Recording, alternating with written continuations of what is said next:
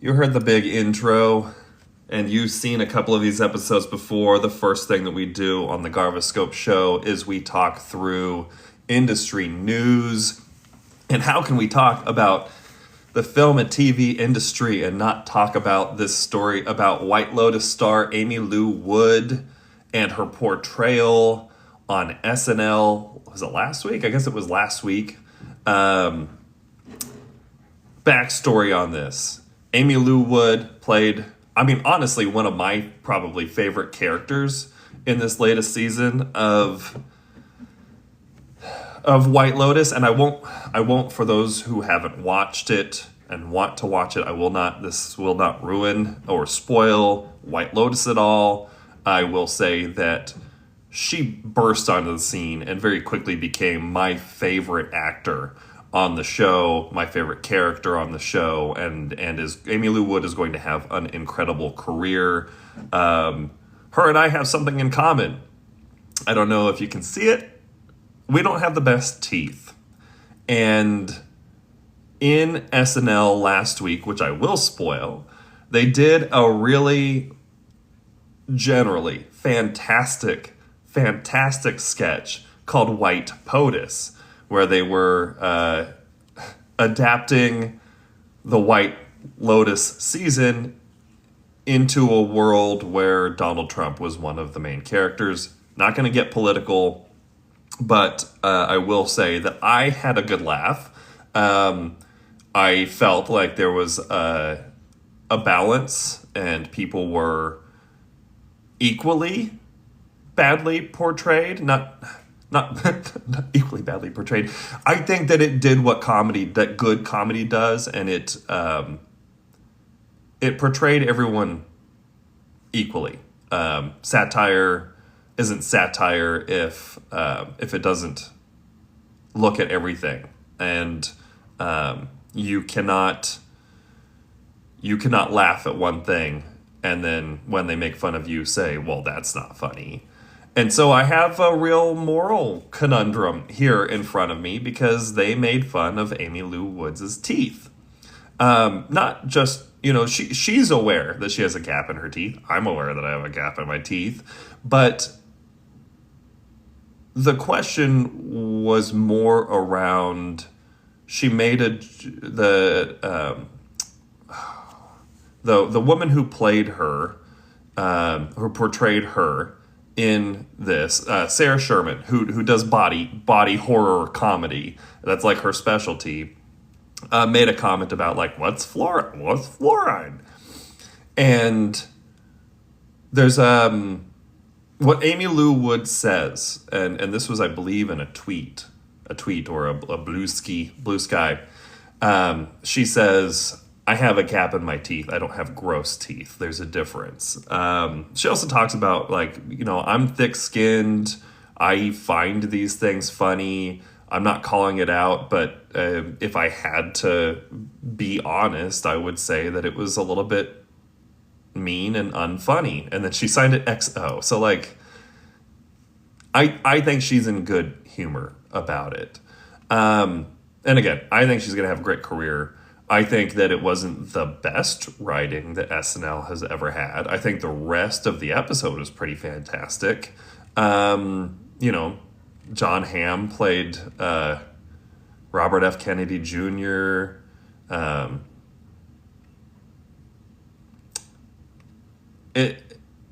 thought it was funny. I understand being hesitant about the comedy, and it is not fair to say that the result of Amy Lou Wood's teeth are the result of not knowing what fluoride is. I think everyone's entitled to their opinion on this. As somebody who has terrible teeth and takes care of them, I will say I think I would have rolled with it, but you don't know until you're in that scenario. But how can you not talk about that first? Because that's kind of been the big deal this week. The next story that we got is from Screen Rant. It was kind of a breakdown of Amazon and MGM Studios, now that they're the same company that Amazon owns MGM, the gambles that they're taking, the gambles they're not taking, and whether or not it's the right time for this. Actually, one of the things that stood out to me almost immediately, and I pulled data up to back it, is, Amazon had said that they had a $1 billion a year commitment to generating new content. $1 billion a year is $100 million movies. Sorry. Yeah. Which is not, it's a lot. It's a lot of money. But let me show you, because Amazon is a publicly traded company, and a lot of these streaming platforms, or the owners of these streaming platforms, are publicly traded companies. I am able to actually pull what these platforms spend on content acquisition every year, because they report it. So Disney spent $35.8 billion, Comcast, NBC, Universal, which owns Peacock, Xumo, Hayu, $24.5 billion. Amazon, and I believe this is 2023's number, spent $21.5 billion acquiring film and TV projects for their streaming platform in last year or the year before. So $1 billion committed to new projects isn't like wildly large numbers. I wanted to flag that. But the story goes into all the things that Amazon MGM is doing.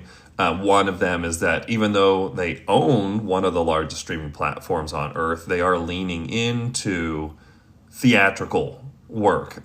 They both feel they have financial and philosophical devotion to movie theaters. They said that to Deadline. They have 16 films slated for 2027.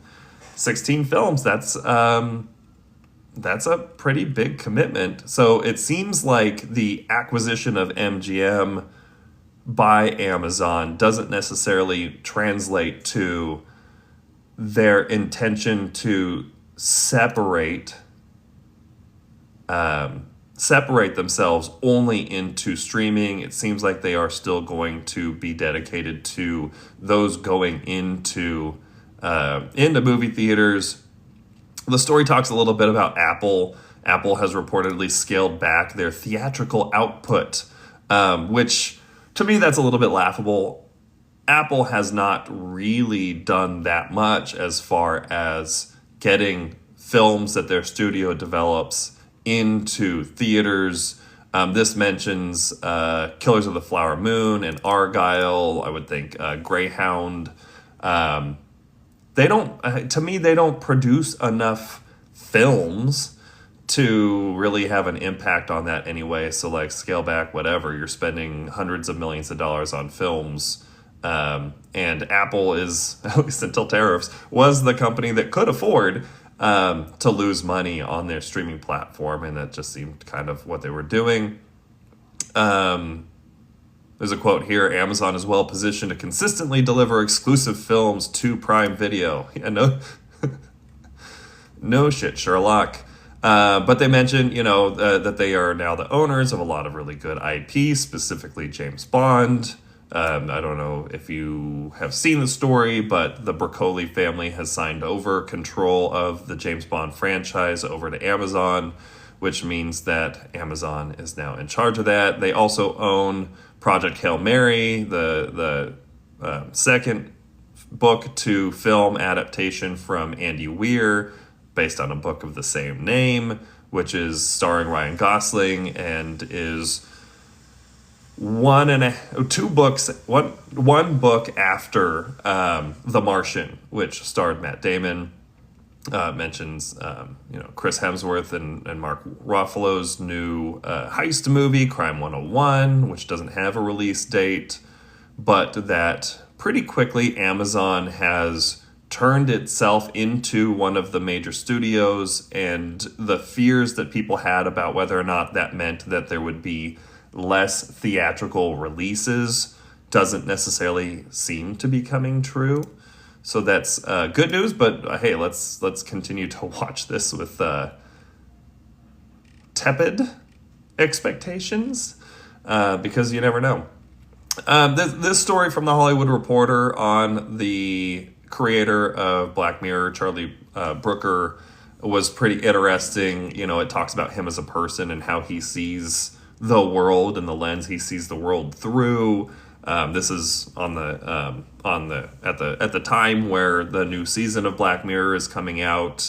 People are saying that this is probably one of the best seasons, if not the best season to be released.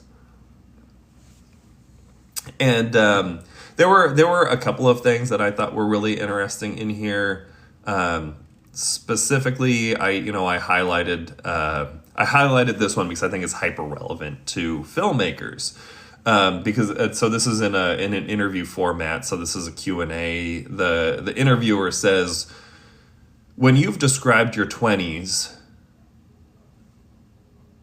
you have to read this, right? You, this picture of a guy smoking 60 cigarettes a day and tilting his head tilting his TV on its side so he could more easily watch it while lying in bed. Not gonna lie, I've done that with my laptop. These are not, and then he finishes the sentence for him.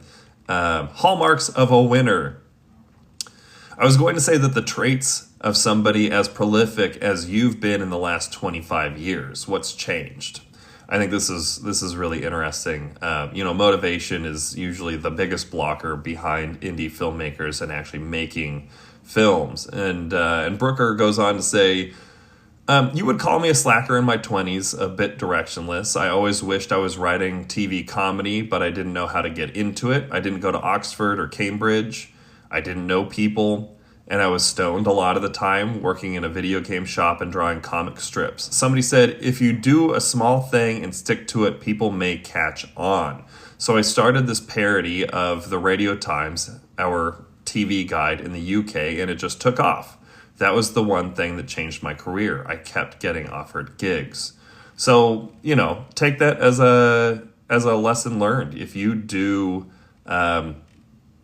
even just a little bit of progress towards your goal every day, it can result in a career in the industry that you want to work in. There was another thing that I wanted to talk about because the article starts very strong. And I'm just going to read this because, I won't read it. I'll summarize it. So,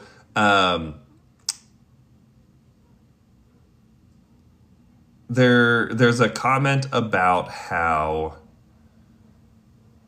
there's a new rideshare app available now called Protector. It's a car service with armed guards for executives and others that were rattled by the December shooting of United Healthcare CEO Brian Thompson. So you effectively use an app to order a ride, and the ride shows up and includes armed guards. To which Charlie Brooker, this legend who has this tendency to look at the world in a dystopian way, says, Jesus, okay, that's dystopian. But surely it's a perfect service for someone who, wants to assassinate somebody. Just sign up to work as a guard, and then you're in a car with a gun and somebody important. Yeah. Somebody didn't ask that question when they were designing an app like that? Interesting. Not hyper Hollywood related, but it was a fun read. Okay, so let's talk about that little thing that happened, CinemaCon 2025. Deadline had an article, what worked and what didn't. There's a ton to be taken away from this. We talked about it a little bit on Tuesday, but generally it just seems like the industry still feels that theatrical can work. It mentions a bunch of these bigger films that are coming out: Avatar, Fire and Water, Superman, Jurassic World Rebirth, Ballerina, which is a spinoff of the John Wick universe. There's the Lilo and Stitch live action. There's this supposedly last Mission Impossible film, Mission Impossible Final Reckoning, that are all coming out this year, along with the performance of the Minecraft movie. That the sentiment is good. Nobody knows if there's any possibility that this is going to return to the, the 11.9 billion in gross that we had in 2018. but that this is a pretty strong slate this year, and it seems like studios are not shying away from it. I did like that it flagged that Sony doesn't really have a gigantic thing in its slate, but it did confirm that Sam Mendes is doing the Beatles, and who the cast is for this Beatles film. But then it turns out it's not a film, it's 4 films. It will be 4 separate biopics that come out in April 2028. So probably weekly, you would assume, in April 2028. Telling the story of the Beatles across 4 different characters in 4 different films. That's commitment. They talk about one of the red flags that they would look for if people weren't feeling bullish about the future of cinema and theaters and theatrical releases, and that would be if people weren't paying significant money to get stars to show up to CinemaCon. And it said, look, if that was the case, Tom Cruise, Scarlett Johansson, Jenna Ortega, Leonardo DiCaprio, Ana de Armas, Glenn Powell, Chris Pratt, Ariana Grande, Cynthia Erivo, Zoe Saldana, and more wouldn't have attended, because it takes a lot of money and resources to get talent like that to appear. Talked about Project Hail Mary, Amazon MGM. And it does mention that, Amazon MGM is effectively now a 6th studio alongside the original large 5 that has a significant slate, so that we're actually looking at probably 15 net new large films being released per year, because there's another studio doing it. At the same time, it comes at the cost of 20th Century Fox being acquired by Disney, so then Disney kind of consolidates and is probably going to have a smaller slate. But generally the vibe and the energy was good, and I think that that's what we all want to hear. Sam Mendes' The Beatles movies, all 4 of them, are coming out in April 2028. So I hope you really like The Beatles, because in April 2028 you're getting 4 Beatles films in 1 month. Woo! And who knows? What if this is going to be one of those things where you get like Jobs and Steve Jobs came out the same year? What if we have other biopics at the same time? Who knows? Another cool announcement, if you are a film nerd, is that the Stanley Kubrick estate is actually on board an upcoming documentary. They're providing a lot of their archive that is going to tell the story of the creation of 2001: A Space Odyssey. It's being produced by a couple of big names, including Leonardo DiCaprio, but just the fact that that Kubrick's estate is on board means that we're probably going to get some snapshots into the production that we may not have already seen, and that could be a very exciting thing. And speaking of exciting things, there's my suave transition. Let's talk about the Minecraft movie, because it is a massive hit, and it is what a lot of people are saying was an unexpected massive hit. And I kind of want to push back on that. Look, 3 weeks ago, we talked about the Snow White movie and how everyone should have seen that flop coming. I think the Minecraft movie is something that we should have seen coming on the blockbuster side of things. You have a gaming industry that is larger than the film industry. You have the #1 game short of Roblox that's played by everybody who plays video games, or has been played by everybody who plays video games, with bugs and culture and community behind it. And it's coming out in a film. Of course it's going to go do good. You don't think that the Mario Brothers movie became the $1.5 billion hit just because it was a shock? Do you think it was Chris Pratt that did that? I don't think it was Chris Pratt. So yeah, fantastic performance so far from a Minecraft movie. I was actually just watching a video. If you watch Hank and John's YouTube channel, Hank has a spin-off channel called, I think it's just called Hank's Channel. And he was talking about the experience that he had going to a theater, and that it was like the right level of rowdiness, and it felt good because it felt like people had come together to experience something together, and that he hadn't felt that since like the 2000s Star Wars releases, where everyone was there for a purpose because they didn't know each other, but they had a shared love for something, and that it was in some ways Rocky Horror Picture Show-esque. And that makes me think of like The Room. And if you go see a screening of The Room and people are throwing spoons and they're screaming water and they're throwing popcorn, like that is an experience.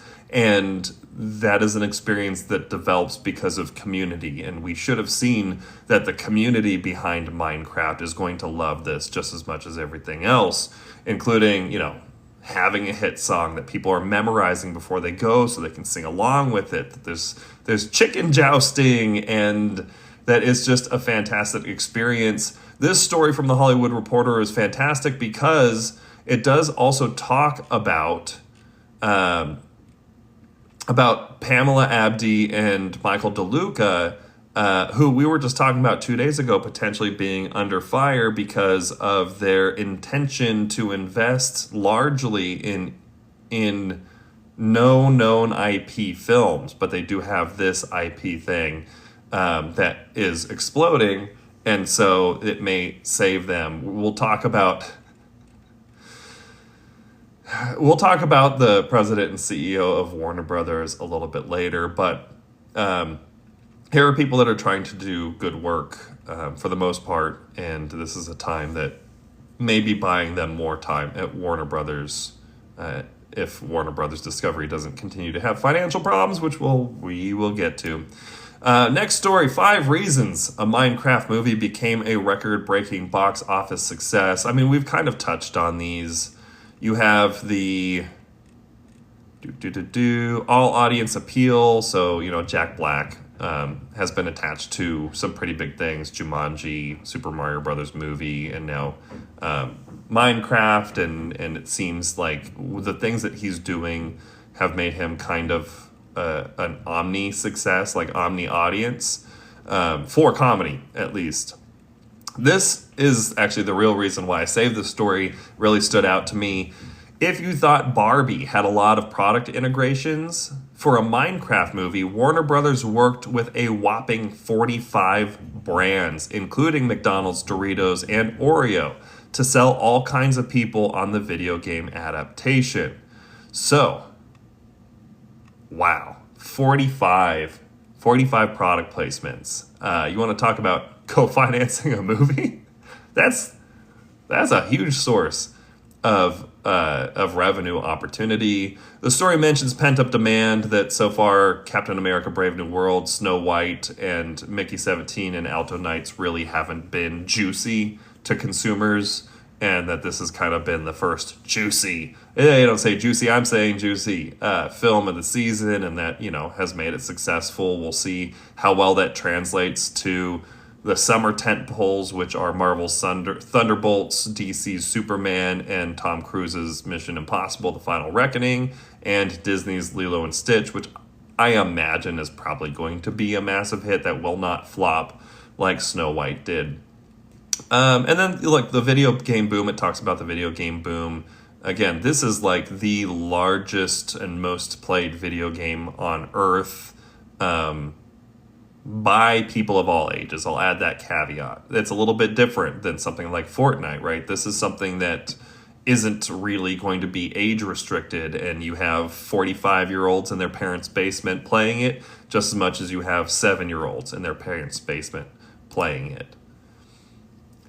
And so this is as of April 13th, but box office as of the 13th was $551 million globally, and you can kind of compare that to The Amateur, which I'm really excited about, with Rami Malek at $32 million. Cool. To the website that needs a new font, World of Real is talking about the budget for Mission Impossible: The Final Reckoning. It was a $400 million budget, which means that they are going to lean really heavily into this being the last movie of the series, and will just piss me off if it is not the last movie in the series, because I don't like liars. So $400 million, to put that in context. The last one cost, I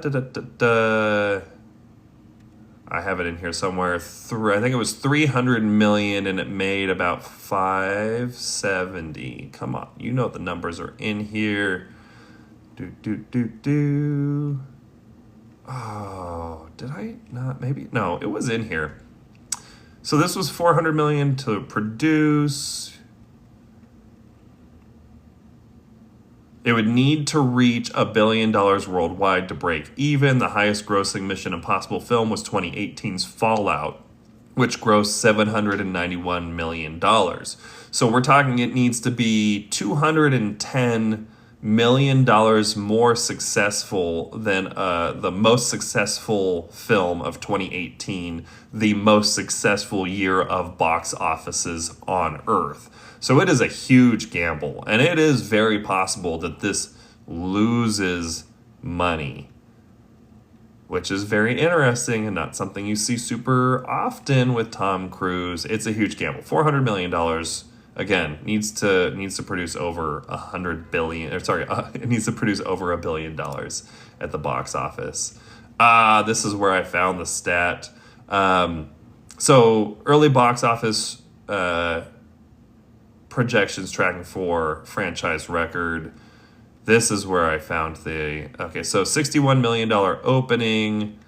They're expecting it to do big stuff. I mean, they needed to do big stuff. Okay, there we go. So Dead Reckoning made $571 on a budget of $300. So that's kind of an underperformer. Yeah, it's going to be interesting to see how this rolls out. I mean, this is a franchise that's been sneaky big since the 90s. It's not James Bond, but it's probably the closest thing to it if you were trying to compare both the IP and the box office draw. Only difference is it hasn't been new stars every couple of films. It has been Tommy Boy Cruise the entire time. This is a nice story. We need nice stories every once in a while. Southern Nevada and private business is investing in the future of indie film production in that state. There is a group that's been led by Howard Hughes Corporation. Do you remember Howard Hughes? He looks like Leonardo DiCaprio. Looked like Leonardo DiCaprio. They are ready to break ground on a new film complex that's going to bring about 4,000 jobs for the construction and 15,000 jobs long-term to Southern Nevada for film production. It says that the jobs will average over $113,000 in salary plus pension and benefits. That's going to be a huge boon for that area. We'll see if tax incentives can continue to drive film productions to that area outside of Las Vegas. But that's a huge investment in something that is not in Hollywood. So it unfortunately and fortunately continues the trend of the business moving out of a state that hasn't necessarily passed tax incentives that do a good job of keeping business in the state. The good news is it's in the United States. It's not international. So hopefully that property gets built and it gets used. Okay, I had to fight the urge to go too hard on tariffs. The one thing that I am going to pull in and talk about is that PBS, the public broadcasting system, along with NPR, are the target of potential cuts from this Doge group that has been built to make cuts. This stands out to me because if you're not aware of the history of news TV broadcasting in the United States, the radio waves that are used by broadcasters to broadcast their TV channels are effectively owned in the United States by the FCC. And the FCC has licensed those, given free access, really, to TV channels to broadcast on. In return, those channels are required to provide 1 hour of unbiased nightly news. Not unbiased, but nightly national news. And so that's where your nightly newscast came from. But the world has diverged from that significantly in the creation of the 24-hour news cycle through the creation of the 24-hour news network, first CNN, but also MSNBC and Bloomberg and Fox News and Newsmax, and all of them has taken what would be a 1 hour repeat of the news of the day, because that's really as much news as there is that is worth covering at a national level, and tried to fill the other 23 hours of the day with commentary. And so when you remove independent government-funded organizations that are largely unbiased, like PBS and NPR, when you remove their funding, you are removing the pillars that support the last two largely unbiased bastions of quality news coverage in the United States. And that can be problematic, but as with all of this, time will tell. Now we get to talk about Warner Brothers Discovery again. So, the CEO, David Zaslav, has had his pay package increased to $51.9 million. We're going to call it $52 million for now on.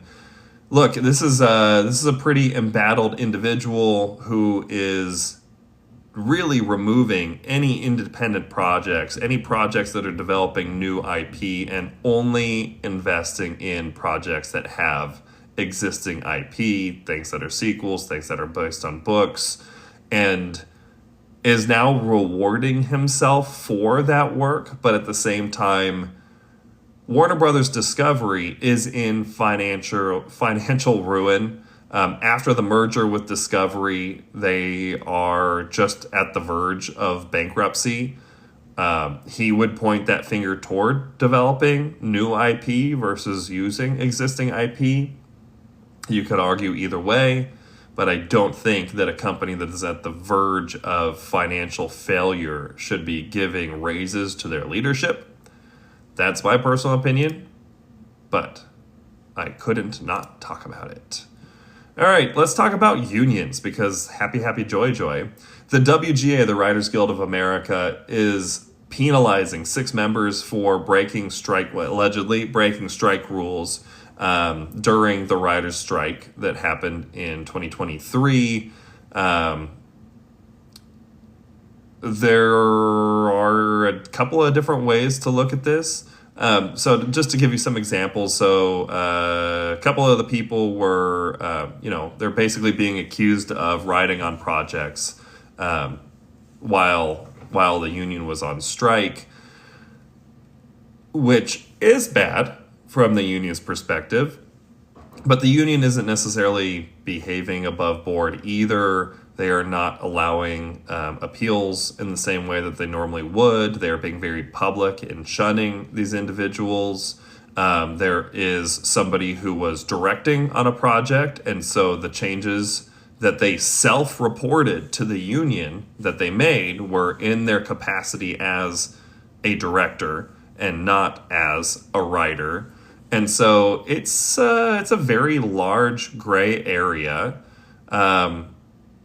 The union members have a right to ask that the penalty or the determination of guilt be moved out to the general voting public of the union. And so that vote is scheduled to happen on May 6th. And we'll see how that happens. Mixed in with this is somebody who is...